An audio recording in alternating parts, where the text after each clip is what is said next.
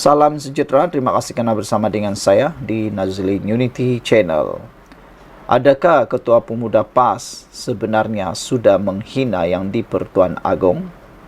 Itu persoalan timbul apabila satu laporan daripada Harapan Daily menulis, Ketua Pemuda PAS disaran menghadap bekas yang di-Pertuan Agong.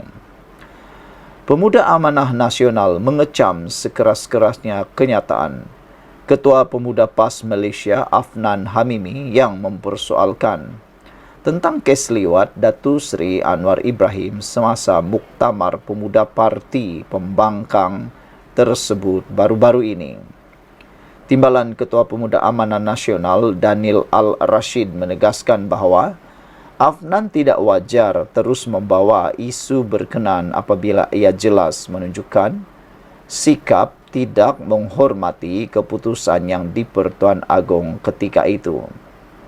Sepatutnya kes yang telah pun diselesaikan apalagi telah diampuni oleh Keboduli Yang Maha Mulia di-Pertuan Agong ketika itu tidak boleh diungkit-ungkit lagi kerana ianya sudah dianggap selesai dan Agong adalah orang yang mengampuni dan memberikan pembebasan pada Anwar Ibrahim.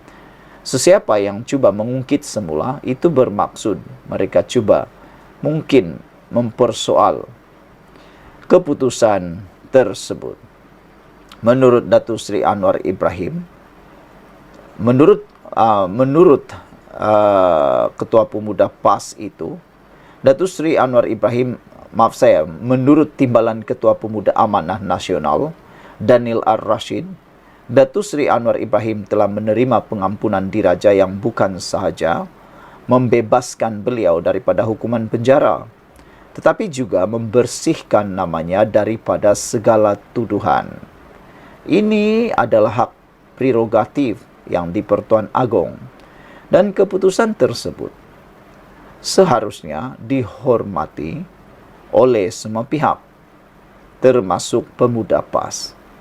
Tapi masih tak henti-henti, ulang, tayang, dan ulang lagi. Menunjukkan PAS dan Perikatan Nasional dah tak ada modal politik lagi atau kering modal politik. Nak serang Anwar Ibrahim dari segi ekonomi, negara dah mula hebat dari segi ekonomi. Nak serang dari segi serangan salah guna kuasa, jauh panggang dari api. Anwar Ibrahim tidak mempunyai apa-apa isu.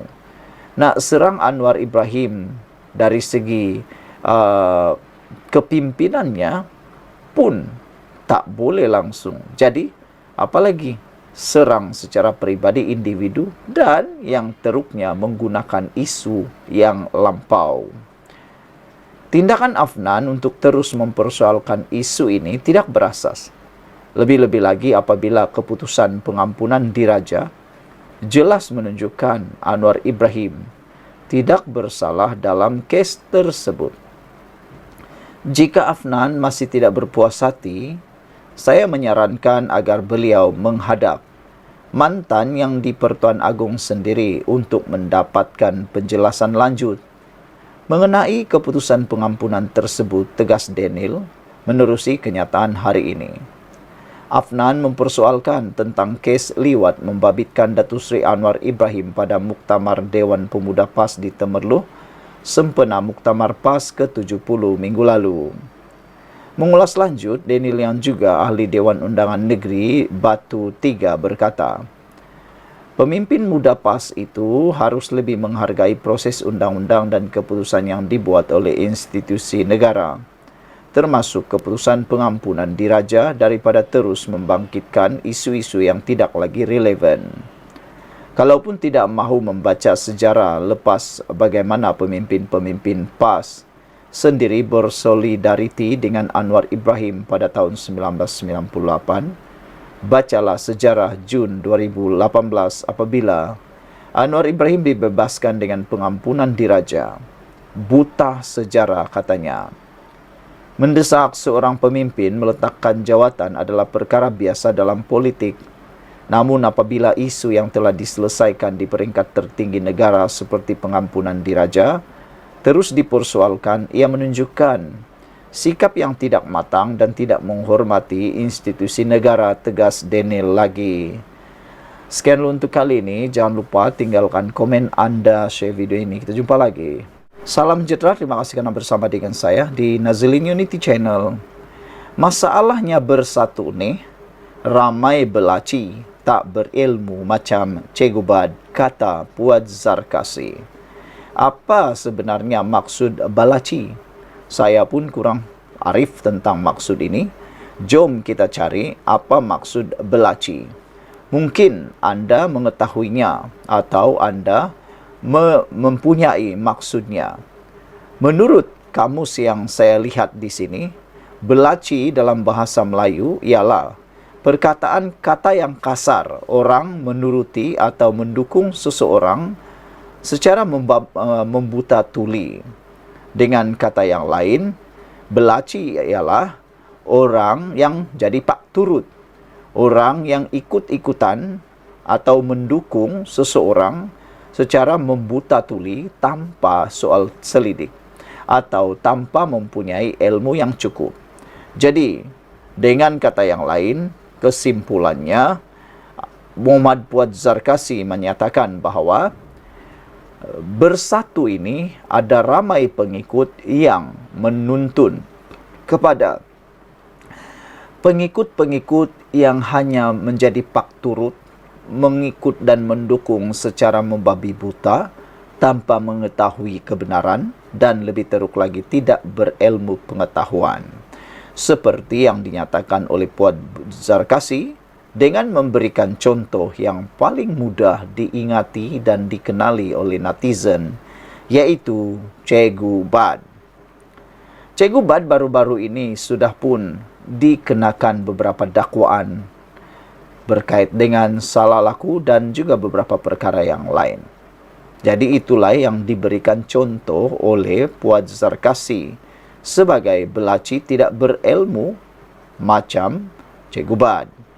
Speaker Dewan Johor, Datuk Dr. Muhammad Puad Zarkasi menemplak bersatu, melabel parti itu terlalu ramai atau banyak orang suruhan yang tidak berilmu sehingga pemimpin mereka juga terikut-ikut perangai mereka.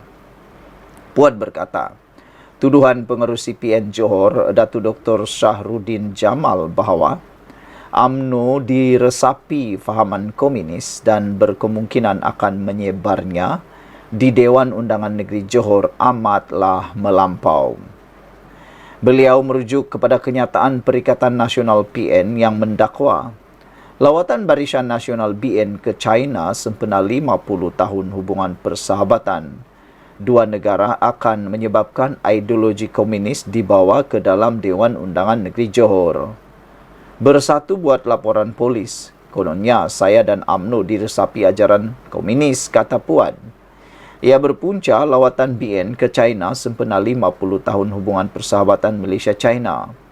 Inilah masalah mereka yang masuk bersatu. Mereka lupa bersatu itu juga sekolah politik.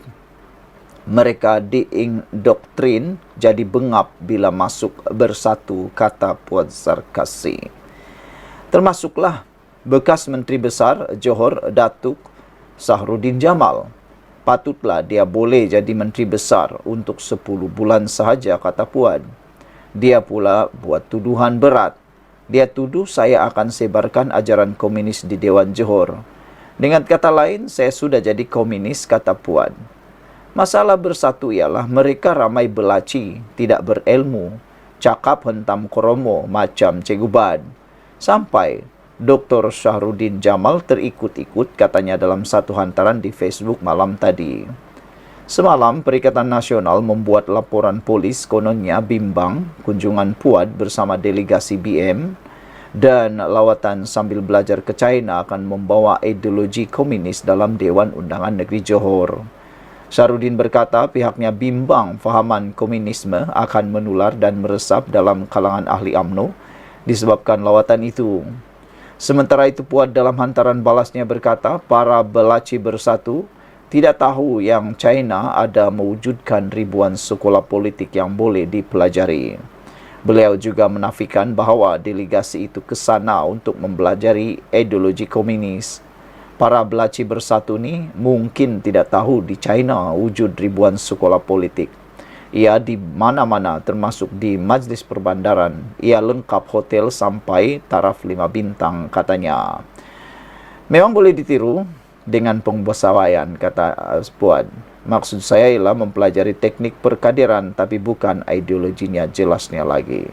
Sekian dulu untuk kali ini. Jangan lupa tinggalkan komen Anda. Salam sejahtera, terima kasih karena bersama dengan saya di Nazilin Unity Channel. Ini laporan yang paling menggemparkan seluruh Malaysia.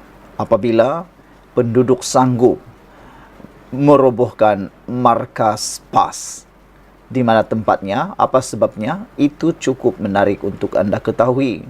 Sebelum kita teruskan ulasan dan laporan hari ini, jangan lupa tinggalkan komen Anda, tekan juga butang subscribe dan share video ini. PAS, parti yang semakin hari semakin tidak berhaluan, kata netizen. PAS, parti yang semakin tidak tahu lagi apa modal politiknya.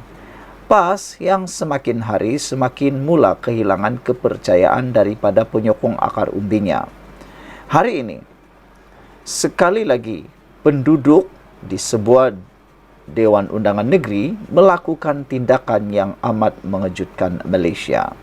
Penduduk Dewan Undangan Negeri Salor protes sehingga merobohkan markas PAS.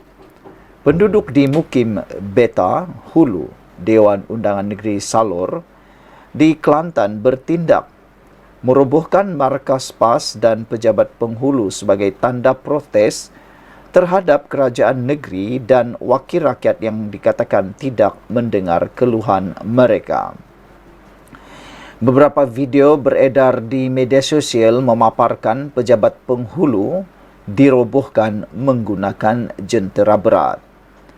Penghulu Mukim dikatakan telah meletakkan jawatan sebelum kemudiannya merobohkan pejabat berwarna hijau yang menjadi markas PAS ketika pilihan raya yang lalu. Video tersebut dimuat naik salah seorang penduduk menggunakan akaun Facebook Wan Azlan. Kejadian dipercayai berlaku pada 24 September kira-kira jam 5.30 petang. Menurut video itu, sekarang ini adalah kerja-kerja merobohkan pejabat penghulu Mukim Beta Hulu serentak dengan peletakan jawatan penghulunya. Hasil daripada desakan, suara hati penduduk yang tidak berpuas hati dengan wakil rakyat yang dikatakan tidak menjadi pohon rendang untuk rakyat tumpang berteduh dan suara-suara rakyat dipinggirkan. Maka hari ini, sebahagian daripada kami, penduduk Beta Hulu, tidak mewakili mana-mana individu atau agensi berkepentingan. Ini adalah suara rakyat, katanya dalam video dilihat Harapan Daily. Menurut Wan Azlan, penduduk mengambil tindakan sedemikian sebagai memberi pengajaran kepada pemimpin atau pimpinan supaya tidak mengendahkan luahan mereka. Jadi tindakan ini diambil untuk memberi pengajaran kepada pimpinan bahawasanya rakyat, walaupun kami orang bodoh duduk kampung, tapi apabila kami bersuara, inilah yang berlaku, katanya lagi. Adon Salor ialah Saizul Ismail daripada PAS. Dewan Undangan Negeri tersebut berada di bawah Parlimen Kubang Krian yang kini disandang Timbalan Presiden PAS Datu Seri Tuan Ibrahim Tuan Man. Saudara-saudara sekalian, rupa-rupanya kawasan Salor ini, Dewan Undangan Negeri Salor ini berada di bawah Parlimen Kubang Krian yang kini disandang Timbalan Presiden PAS Datu Seri Tuan Ibrahim Tuan Man. Pastinya ini memberikan tamparan yang memalukan buat Timbalan Presiden PAS ini. Sekian dulu untuk kali ini. Jangan lupa tinggalkan komen Anda.